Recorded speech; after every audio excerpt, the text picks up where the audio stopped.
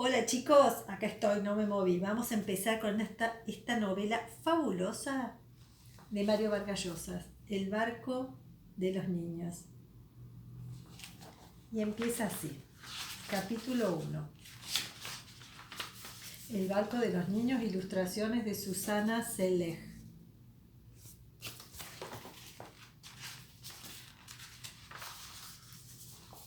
Érase, lo voy a poner así. A ver, ahí está.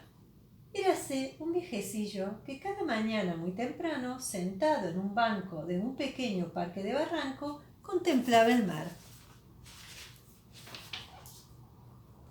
Ahí está la ilustración, ahí está el viejecillo que contemplaba el mar todas las mañanas sentado en el banco.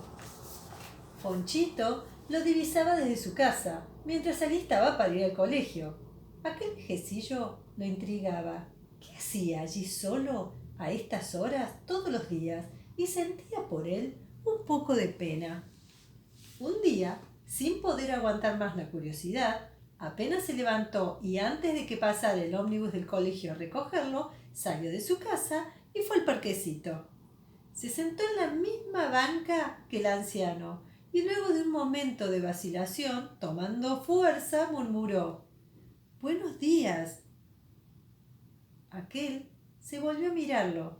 Fonchito advirtió que en la cara llena de arrugas del anciano destellaban unos ojos vivos y todavía jóvenes.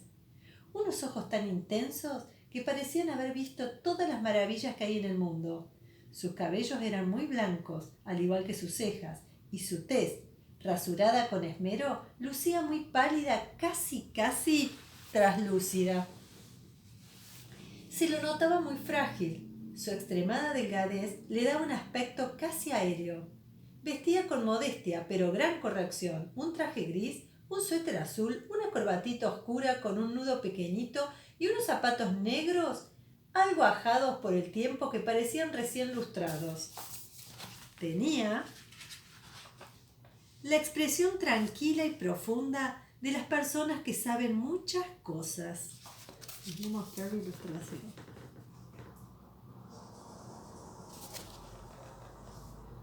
«Hola, jovencito», lo saludó el viejecillo con una voz tan suave que se hubiera dicho el trino de un pajarillo. «Yo vivo allá», señaló Fonchito el edificio de su casa, «y lo veo a usted todas las mañanas mientras espero el ómnibus de mi colegio». El anciano asintió sonriendo. «Apuesto que te gustaría saber qué hago aquí todas las mañanas y por qué miro el mar con tanta insistencia, ¿no es así?». Fonchito asintió, moviendo la cabeza varias veces. «Vengo a ver si aparece el barco de los niños», dijo el señor, señalando el mar con una mano larga y delgadita en la que se transparentaban unas venas azules. Fonchito miró, pero en el mar no había barcos, ninguno, solo la espuma de algunos tumbos mansos y un par de gaviotas blancas sobrevolando la superficie gris verdosa del agua. Era una mañana plomiza, sin sol, de cielo encapotado de nubes blancas y grisáceas. «No veo ningún barco, señor», se atrevió a decir. «Tú no lo ves porque no ha aparecido esta mañana. Pero si apareciera, probablemente tampoco lo verías». «Yo, en cambio, lo veo como te estoy viendo a ti», afirmó el viejecito sonriendo. «Porque no todas las personas merecen verlo. Cuando lo ves, es como si recibieras un premio por algo que has hecho. Un gran sacrificio, por ejemplo», dijo el anciano. Fonchito volvió a mirar el mar. No había ningún barco, solo un pequeño botecito de pescadores meciéndose a lo lejos en la dirección de las islas. ¿Estaría tomándole el pelo este señor? ¿O era tal vez uno de esos viejecitos decrépitos que ya no saben dónde están ni lo que dicen? «Si quieres, te puedo contar la historia de ese barco», le oyó decir al anciano. «¿Te gustaría?» Claro que me gustaría», respondió Fonchito. «Pero no tengo mucho tiempo, señor. Solo hasta que llegue el ómnibus de mi colegio».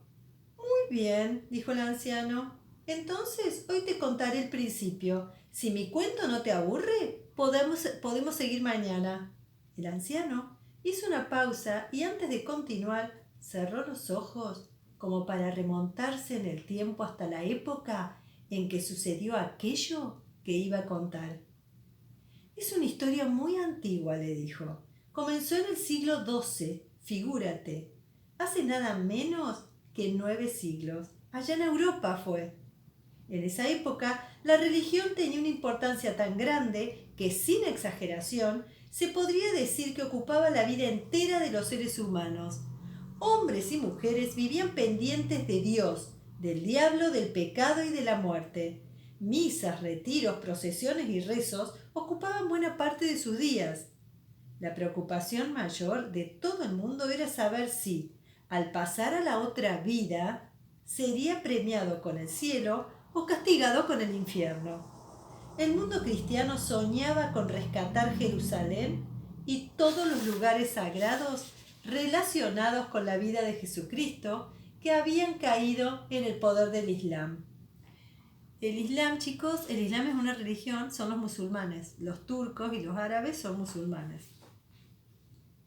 Así nacieron las cruzadas, unas expediciones militares en las que miles de europeos se enrolaban para partir al Medio Oriente a tratar de arrebatar Jerusalén de mano de los moros. Los moros son los árabes.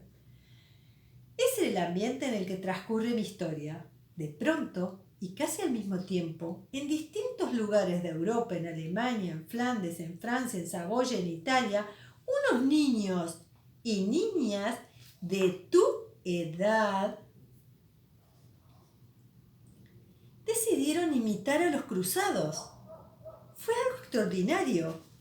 ¿Cómo se pusieron de acuerdo viviendo en países tan alejados unos de otros y hablando lenguas tan distintas? Nadie lo supo nunca y, por supuesto, se habló por todas partes de un milagro. Así era entonces. Todo lo inexplicable e incomprensible se atribuía a causas sobrenaturales. En este caso no era para menos. En esos tiempos las comunicaciones eran lentas y difíciles. La gente vivía incomunicada y sin embargo un buen día y casi al mismo tiempo 100, 200, 300, miles de niños y niñas, obedeciendo un súbito impulso, decidieron abandonar sus familias, huir de sus hogares y lanzarse a los campos para unirse también ellos a la reconquista de Jerusalén, donde estaban los santos sepulcros. A diferencia de los cruzados, que partían con escudos, caballos, lanzas, espadas, arcos, porras y toda clase de armas, estos niños querían realizar la hazaña de salvar la ciudad donde murió Cristo, o sea Jerusalén, solo con sus cantos, súplicas y oraciones. Todos iban vestidos con unas túnicas blancas en las que llevaban bordadas una cruz. Tenían en sus manos también unas toscas cruces de madera. Miren, estos eran los niños que decidieron realizar esta cruzada. Unas toscas cruces de maderas fabricadas por ellos mismos y unos bordones de pastores para abrirse paso en los difíciles senderos cubiertos de maleza y de alimañas. La Europa de entonces estaba llena de selvas pobladas por animales salvajes, osos, leones, víboras y además infectadas por pandillas de bandoleros que desvalijaban a los viajeros. Nadie sabe cuántos de estos niños que querían ser cruzados murieron en esos bosques, destrozados por las fieras o víctimas de las enfermedades del hambre y los bandidos. «Ay, lo siento mucho, señor. Ahí llega mi ómnibus», lo interrumpió Fonchito afligido. «Qué lástima que no pueda seguir oyendo su historia». «No te preocupes», lo tranquilizó el anciano. «Seguiremos mañana, aquí mismo y a la misma hora. Y, si aparece el barco de los niños, tal vez tengas la suerte de verlo. Procura hacer algo que te gane ese privilegio. Adiós, joven amigo. Adiós». Y ahí termina el capítulo 1, chicos.